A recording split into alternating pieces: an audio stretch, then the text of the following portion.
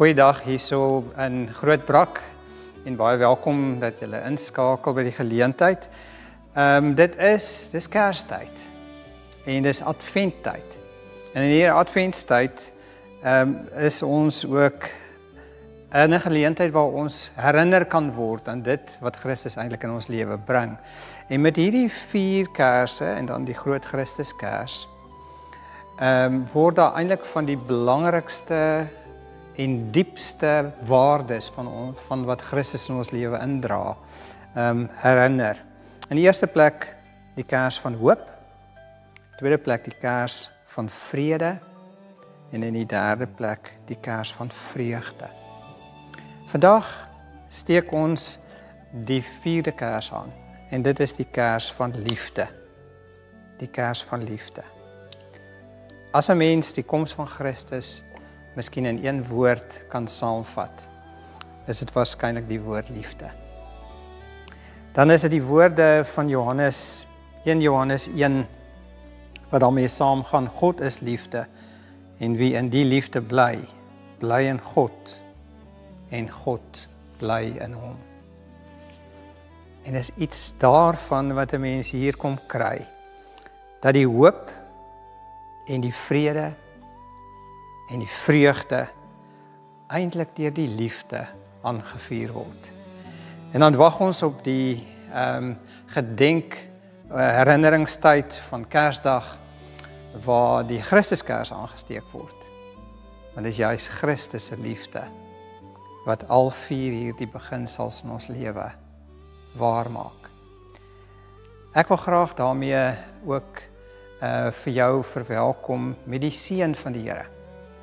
Mag saam met die hoop en saam met die vrede en saam met die vreugde die liefde van God ook jou deel wees. Amen. Ja, en in hierdie Adventtyd, Sondag voor Kersfees, wil ek graag eintlik saam met jou dink oor die gedagte van vra 'n teken. Tekens. En ek dink spesifiek aan die teks wat ons in Jesaja kry, en dat die Here eintlik daar vir Agas hierdie geleentheid gee. Hy sê vir hom, vra vir my 'n teken. En so daar rondom 'n bietjie vra, watter soort tekens sou ons miskien van die Here vra in 'n tyd soos hierdie? Het jy al ooit vir die Here 'n teken gevra? Het die Here al ooit vir jou tekens gegee? Was dit op belangrike tye in jou lewe? Waar het dit gebeur? En dan natuurlik, wat is die belangrikste en grootste tekens wat al aan ons gegee is? En so die teksgedeelte wat deel is van die leesrooster is Jesaja 7. En ek gaan so 'n bietjie ter wille van konteks die langer gedeelte lees van Jesaja 7 vers 1 af. In die 2020 vertaling. In die tyd van Agas, seun van Jotam, seun van Osia, die koning van Juda, het Resen, die koning van Aram, asook Peka, seun van Remalia, die koning van Israel, teen Israel opgetrek vir oorlog. Hulle was egter nie in staat om teen haar te veg nie. Toe die berig aan die huis van Dawid gebring is, Aram het by Efraim aangesluit, het Agas se hart en die hart van sy volk gebewe, soos die bome van 'n bos voor wind bewe. Die Here het vir Jesaja gesê, gaan tog uit om Agas te ontmoet, jy en Shear-Jashub, jou seun, by die einde van die watervoor na die boonste dam wat aan die pad van die Blykveld geleë is.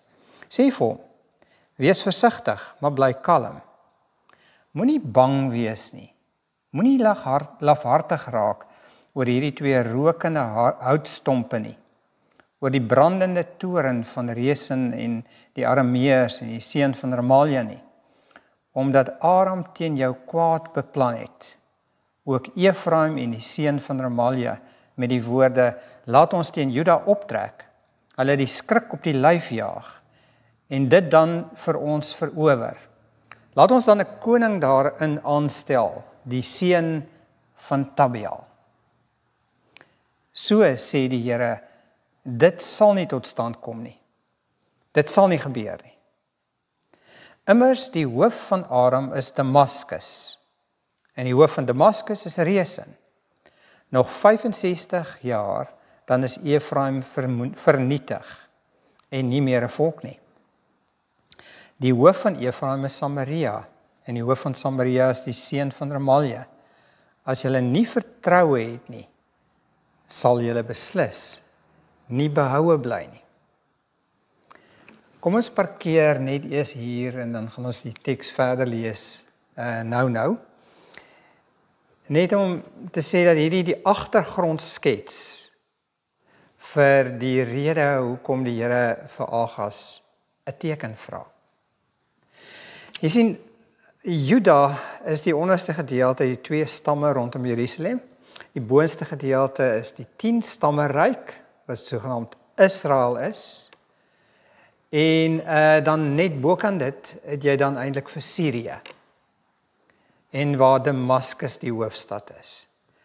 En daai 2 groepe, Israel en Sirië, het sogenaamd saamgespan en het wou eintlik in oorlog begin teen Assirië, wat daai tyd een van die grootste magte was en eintlik ontwikkel het as 'n wêreldmag. En hulle wou teen Assirië begin oorlog maak, en hulle wou gehad dat Juda, waar Agas op daai stadium koning was, in die jaar rondom 734 tot 732 voor Christus, dat hy saam met hulle maak, en toe hy sê nie, hy gaan nie.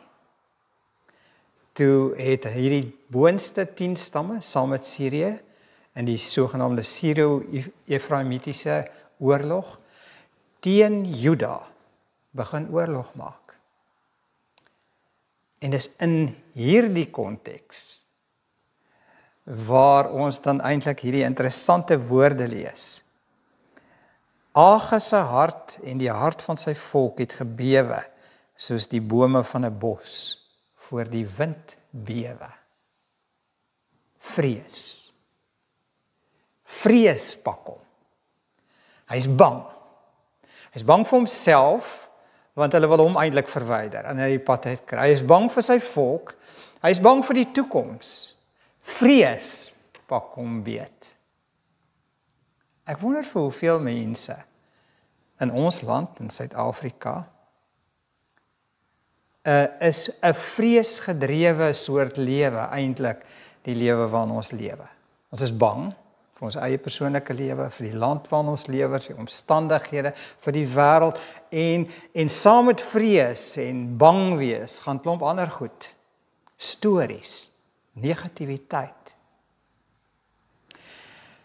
En dis in hierdie tyd waar Agas bewe soos bome in die wind bewe. Hy en sy volk. En dis in hierdie omstandighede dat ons dan vers 10 verder lees. Die Here het weer met Agas gepraat en gesê, vra vir jou 'n teken van die Here jou God. Vra diep af na die doderyk of hoog na bo. Maar Agas het geantwoord, ek sal nie vra nie. En ek sal die Here nie uitdaag nie. En daarop sê Jesaja, luister tog huis van Dawid. Is dit nie vir julle genoeg om mense te vermoei nie, dat julle ook my God moet vermoei? Daarom sal my Heer self vir julle 'n teken gee. Kyk, die jong vrou is swanger, gaan 'n seun in die wêreld bring, en sy sal hom Immanuel noem. Dikmelk en heuning sal hy eet, sodat hy kan weet om die kwaad te verwerp en die goeie te kies. Ja, nog voordat die kind sal weet om die kwaad te verwerp en die goeie te kies, sal die grondgebied van die 2 konings, oor wie hy verskrik is, verlate lê. En die Here sal egter daar, soos daar nie was sedert die tyd van Efraim van Juda weggebreek het nie, laat aanbreek oor jou volk en jou familie, die koning van Assirië. Vra vir my 'n teken. Jy kan so diep gaan soos wat jy wil, jy kan so hoog gaan soos jy wil. Agas, vraagteken. Dis tog interessant dat die Here eintlik na Agas toe kom, deur die profeet Jesaja. Want jy sien, Agas was nie 'n goeie ou nie, en hy was nie 'n goeie koning nie. Om die waarheid te sê, Agas was diep korrup homself. Hy het soort van met die omringende volkere se godsdiens begin integreer. Hy het self sy eie seun geoffer. En hy het van die goud en silwer uit die tempel gevat en dit vir Assirië gegee. En hy het selfs, toe die Assiriese koning kom, het hy van die altaar geskuif, sodat daar ook 'n altaar vir Assirië se gode opgerig kon word in die tempel.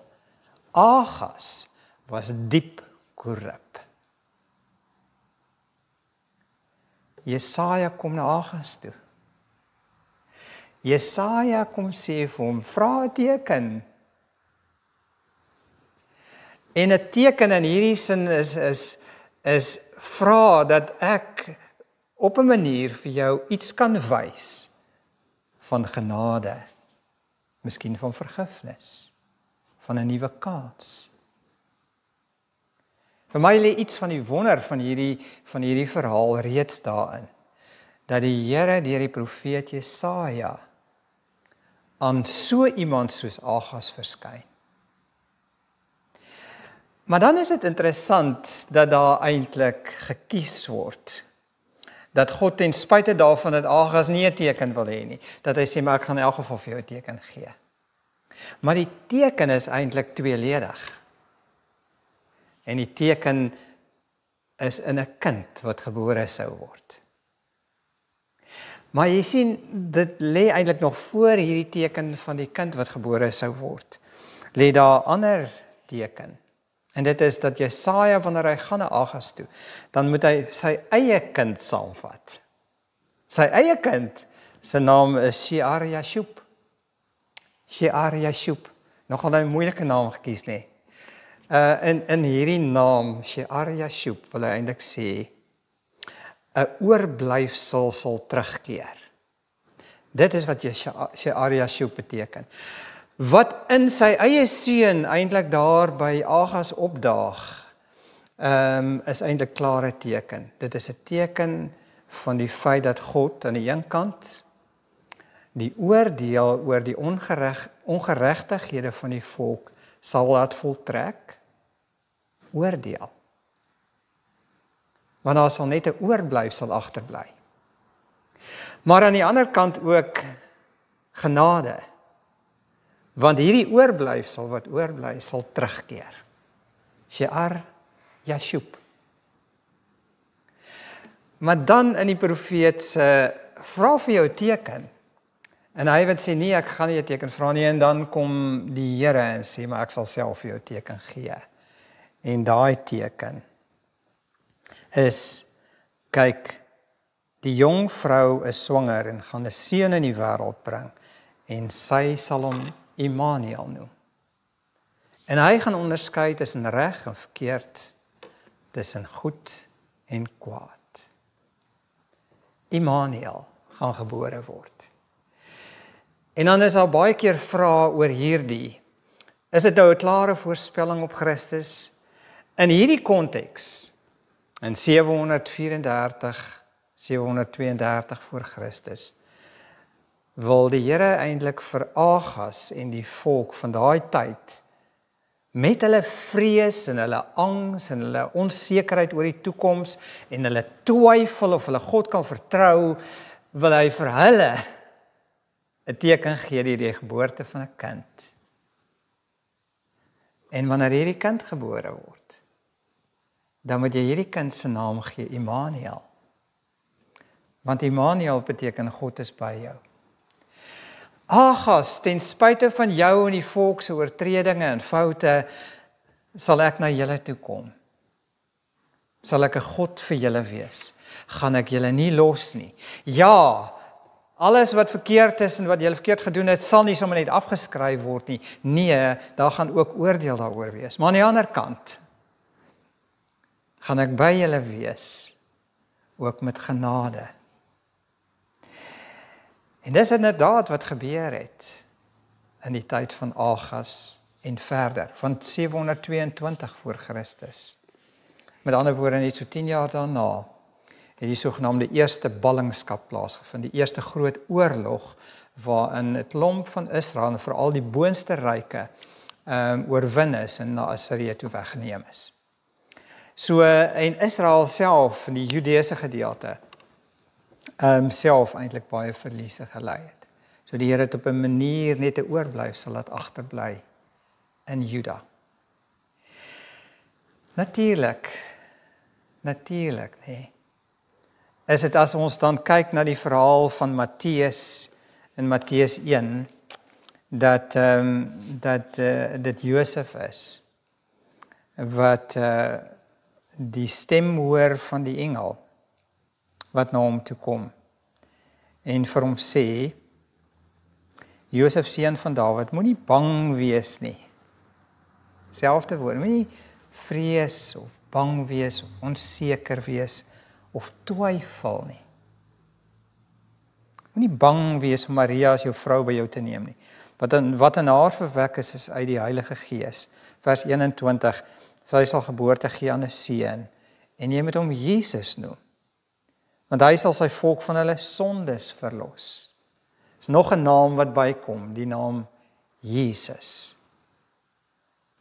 Dit het alles gebeur sodat die Here deur die profeet gesê het, vervul kon word. Kyk, die maagd sal swanger word en 'n seun in die wêreld bring. En hulle sal hom Immanuel noem. Want as dit vertaal word, beteken dit God is met ons. En so is dit inderdaad, dat in Christus word Immanuel gebore. God by ons, God met ons, God in ons. Kom daar iets van hierdie wonderlike ding, dat God ten spyte van ons foute, ten spyte van ons sonde, juis kom met hierdie dubbele naam. Jesus, ek sal julle van julle sonde verlos. Immanuel, ek sal by julle wees. Hierdie hele ding van God wat na ons toe kom en by ons is iets besonders, is dit nie? Dit is die feit dat God inderdaad vir ons nie los nie, en dat hy ons in genade kom opsoek. Ek dink daaraan dat iemand gesê het, a baby is God's opinion that the world should go on. A baby is God's opinion. 'n Baba wat gebore word is God se oortuiging, is sy standpunt, is sy opinie, dat die wêreld nog 'n plek van hoop is. En so is dit in die geboorte van Christus. Dat God met hierdie wêreld nie opgegee het nie, maar dat hy vir ons 'n teken kon gee in Christus, van verlossing, van die feit dat hy by ons is, van genade, wat groter is as oordeel. Laat my dink aan 'n verhaaltjie van 'n Russiese kinderhuis. Daai tyd, spesifieke tydsvak in die Russiese lewe het hulle in armoede geleef, en pa's en ma's het net eenvoudig hulle kinders gelos, iewers gaan neersit. Gebeur in Suid-Afrika vandag selfs ook. En dit is 'n kinderhuis wat begin is deur 'n kerk. En by die kerk het hulle hierdie kindertjies ingeneem wat sonder pappa en mamma is. En toe dit die eerste Kersfees is, toe vertel hulle vir die kinders nou van Christus en van die Kersgebeure en sy geboorte in 'n stal in Bethlehem. En toe vra hulle vir die kinders, of hulle nie vir elkeen van hulle op een of ander manier so iets van die kriptoneel sal maak en uitstal nie. Geef hulle materiaal om te kan doen en so aan. En toe doen die kinders dit en daar is een spesifieke kind met die naam van Misha. En Misha maak toe hierdie kriptoneel, maar in die krippie is daar 2 babas.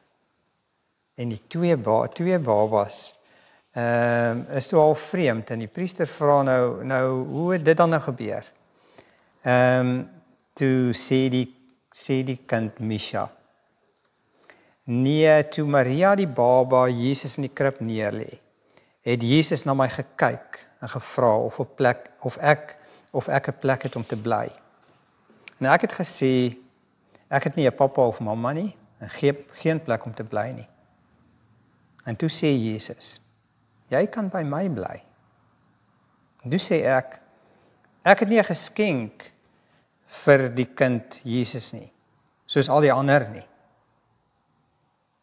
En toe dink ek, as ek by jou Jesus sal kom lê en jou warm hou, sal dit 'n geskenk kan wees wat goed genoeg is.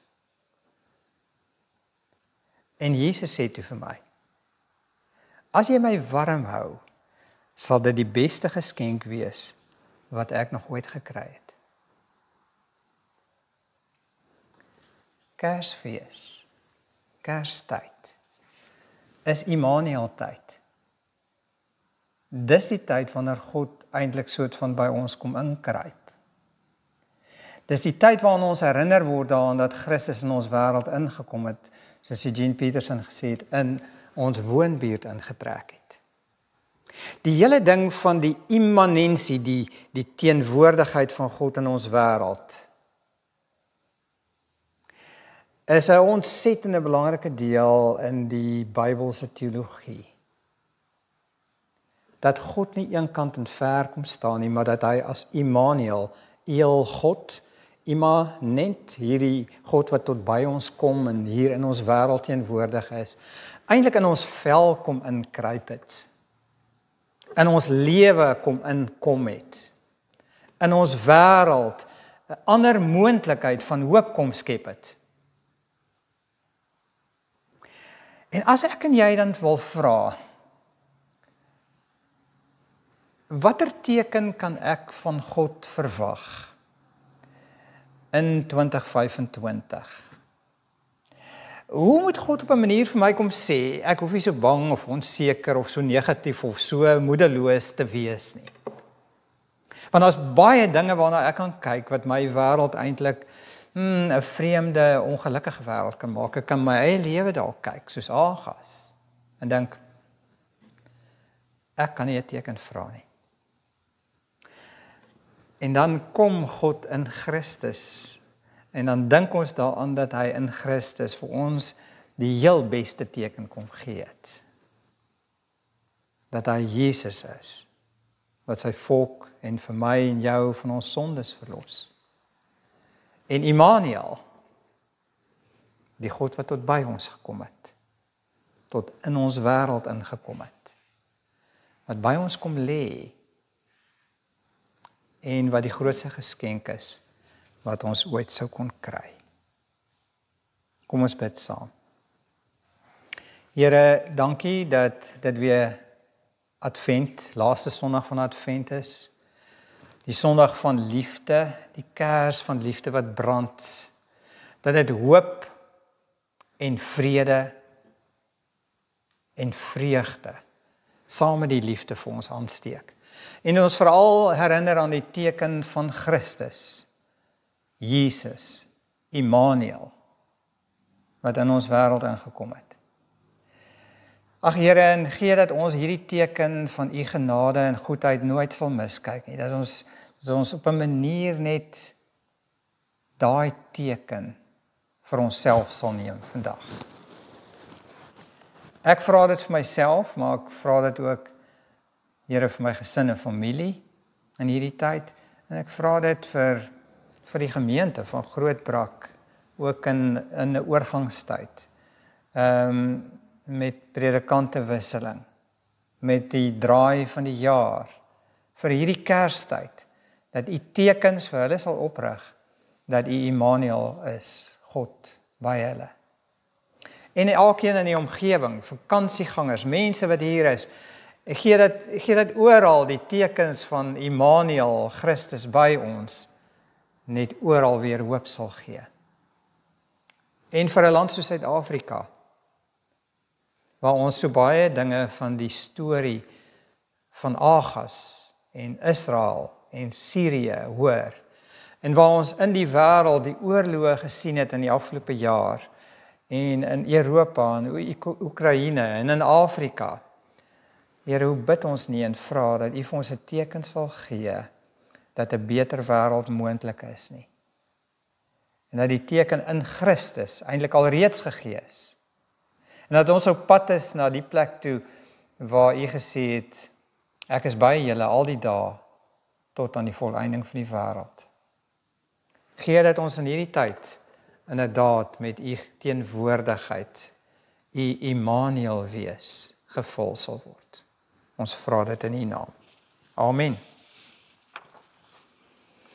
Liewe vriende, familie, waar jy ook al is, en met watter teken jy ook al weggaan in jou hart vandag, die Here stuur jou uit, op pad na Kersdag toe, familie en vriende, met 'n teken van hoop, en vreugde, en vrede, en liefde, in Christus.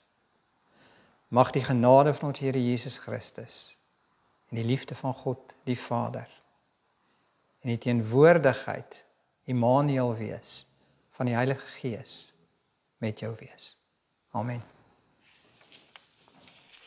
Afkondigings, NG Kerk Grootbrakrivier, vir die tydperk 14 Desember 2025 tot 11 Januarie 2026. Sondag 21 Desember 2025. Die erediens is om 9:00. Dr. Gerry van Deventer lei die diens. Dis die 4de Advent Sondag. Daar is kleuterkerk in die konsistorie.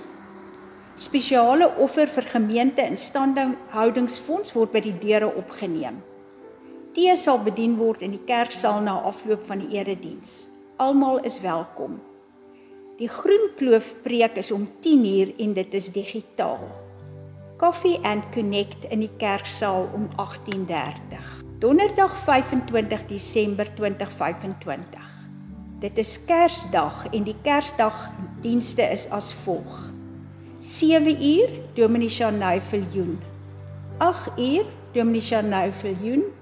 9:00 Dr. Frans Hanke en 10:00 Dr. Frans Hanke. Gebedsgidse. Die gebedsgidse vir Desember 2025 is beskikbaar in die voorportaal. Januarie 2026 se gebedsgidse sal van 28 Desember beskikbaar wees. Die gebedsgidse, dankofferkoeverte, kerkbode en gemeentebriewe is ook by die traliehek van die kerkkantoor beskikbaar. Bybelblokkerraai.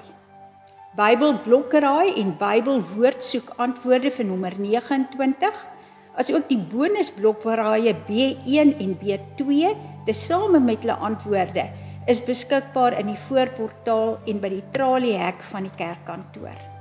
Vrydag 26 Desember 2025 is Welwillendheidsdag. Sondag 28 Desember 2025. Die erediens is om 9:00 die oggend gelei deur professor Fanie Snyman. Daar is doop en kleuterkerk in die konsistorie. Spesiale offer vir gemeente instandhoudingsfonds by die deure. Tee sal bedien word in die kerksaal na afloop van die erediens. Almal is welkom. Die Groen Kloof preek is om 10:00 digitaal. Woensdag 31 Desember 2025 is daar 'n oujaarsdiens om 18:00 die aand en Dominee Shanay Viljoen sal dit lei. Donderdag 1 Januarie 2026, Nuwejaarsdag. Maandag 5 Januarie 2026, die kerkkantoor is weer oop. Sondag 11 Januarie 2026. Die erediens is om 9 uur, gelei deur Dr. Frans Hanke. Daar is kleuterkerk in die konsistorie. 'n Spesiale offer vir Jan Kriel Instituut by Kuilsrivier word opgeneem by die deure. Tee sal bedien word in die kerksaal na afloop van die erediens. Almal is welkom. Die Groenkloof preek is om 10 uur, gelei deur Dr. Frans Hanke. Nuwe lidmate. Ons nooi nuwe lidmate om asseblief na die erediens tot voor die konsel te kom waar ons u graag wil ontmoet. In die voorportaal is ook vorms beskikbaar wat u kan voltooi sodat ons u vinnig kan leer ken. Lidmaatbesoeke. Dominee Sharnay Viljoen besoek nuwe intrekkers. Indien u nog nie 'n besoek ontvang het nie, of u 'n bestaande lidmaat is wat 'n besoek verlang, kontak of kom loer gerus in by die kerkkantoor om 'n afspraak te maak. Die kantoorure is maandag, woensdae en vrydae tussen 8:30 en 12:30. Bedieninge. Getuienisbediening. Wolwedans boodskap, sop en brood. Ons wil aan elkeen 'n baie geseënde Christusfees saam met familie en vriende toewens. En mag 2026 vir elke geroepende en gestuurde volgeling van Jesus 'n uiters suksesvolle jaar wees. Geniet die rustyd en ons begin weer met al ons aktiwiteite op 14 Januarie 2026. En tot dan, Shalom. Behoeftes vir getuienisprojekte. Daar is 'n deurlopende behoefte aan wol. Daar is 'n spesifieke behoefte van een van ons flikste ouma helpers in Wolwedans vir 'n tweedehandse yskas en 'n 2-plaat stofie. Skenkings kan asseblief by die kerkkantoor afgegee word of kontak vir Alicia op 084 783 1308 om vervoer te reël. Ons waardeer die oop harte en hande opreg. Omgee bediening. Indien u bewus is van iemand met nood, siekte of wat eensaam is en hulp benodig, kontak die kerkraadslid of die kerkkantoor. Ons wil gemeentelede kans gee om prakties betrokke te raak. By die deure is houers om enige nie bederfbare kosprodukte in te plaas, soos suiker, pasta, rys, konfyt, blikkies kos, seep, tandepasta, koffie en tee ensovoorts. Indien u by die omgeebediening betrokke wil raak, kontak vir Corrie Pieters op 082 327 9527. Gevulde koffieflesse vir Kersfees kospakkies. Ons is gevul met dankbaarheid en verwondering vir 'n fantastiese samewerkende en ondersteunende gemeente. Baie dankie vir elke koffiefles wat gevul is. Daar gaan baie dankbare harte wees. Die ondersteuningsgroep.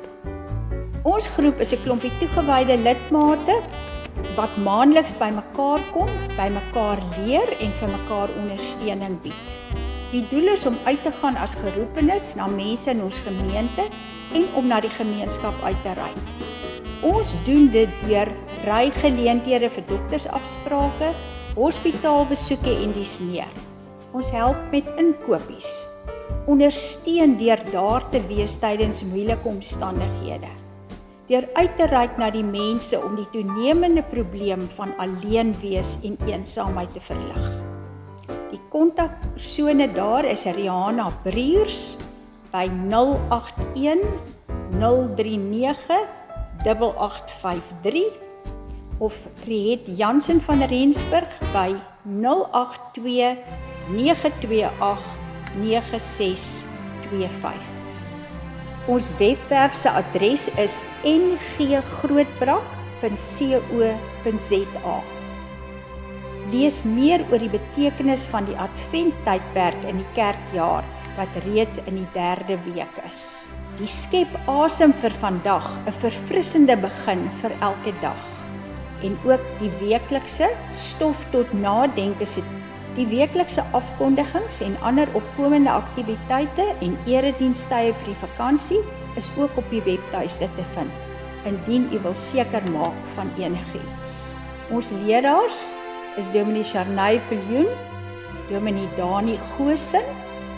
Die kerkkantoor se adres is Langstraat 10, Grootbrakrivier 6525 en die telefoonnommer is 044 620 2205. Ons dank u vir u volgehoue bydrae en ondersteuning van die werk van die Here.